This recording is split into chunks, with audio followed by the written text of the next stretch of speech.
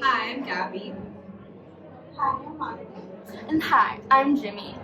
And for this assignment, we decided to watch a short documentary on Netflix, and it's called I Am a Killer. It's pretty much about death row inmates, and it's their ability and chance to tell their own story. So there's this one guy, his name is Deandra Buchanan, and the documentary starts off with him telling about his childhood. He had really good grades, super good kid, until his father died in a brutal motorcycle crash, which he saw. So devastating.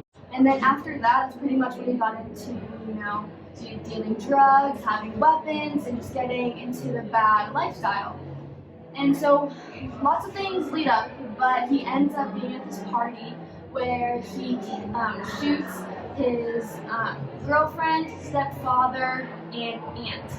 So pretty horrific. Documentary also shows the voices of the first responding police officers, from the attorneys, and even like family members like his cousins and people who were like family members of the people that he killed.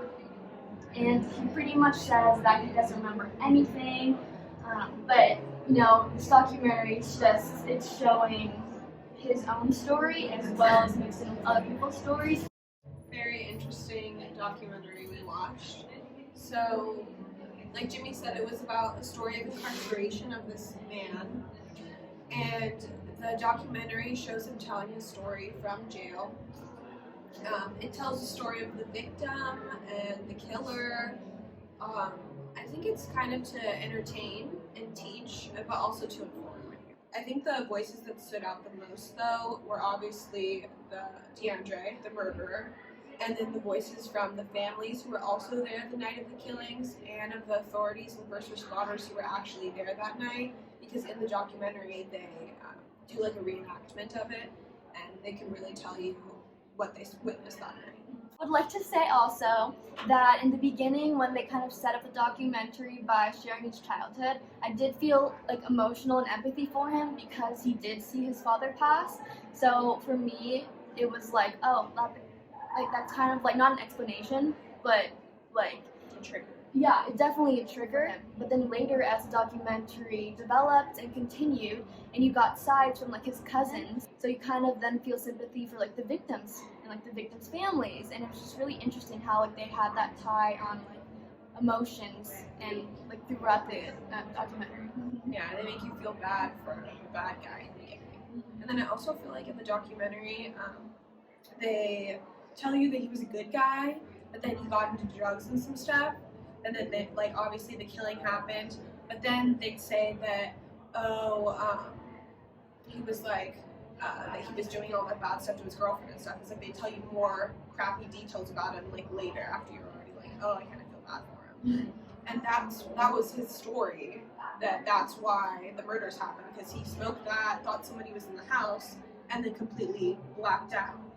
And I don't know, maybe I'm not good at reading liars, but I almost believed him in the beginning. But I don't know, just saying you blacked out off drugs for 2 days and don't remember anything that happened, I don't think that's believable. I think the drugs were definitely a factor, Yeah. but I don't think it was all that made him murder. Yeah. Because we saw his history of abusing his wife before that. Yeah. So I just feel like the drugs just enhanced, like his cousin said, what he wanted to do. Maybe he just wanted to like actually abuse her that time, and the drugs made it more. I just feel like it wasn't the drug; it was the individual, like the cop said. At the end of the documentary, the filmmakers are showing him the videos of his family talking and explaining what they felt about the murders that night.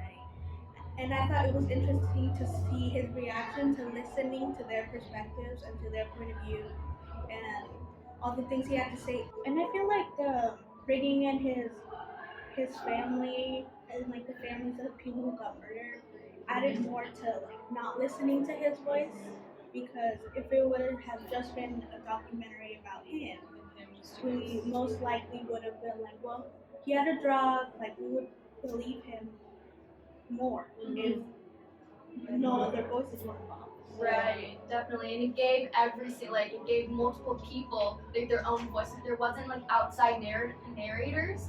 It was kind of like the people who were involved in the crimes. Yeah. But then I also wish that there was almost more story of the family members who were there that night who could give you, like, I'm sure they were in shock, but they could give you like a more clear story of like what it was. I feel like they make those documentaries for people who are into murder documentaries. Yeah. It's not like show this to your kid to teach them a lesson. Like I watch those because I like murder. It interests me. Yeah, definitely. And then I think it was really interesting of like the directors and producers' choice of this, but they actually ended the documentary with him saying like, "I'm gonna get out of here," which was pretty crazy because he did murder 3 people. Yeah.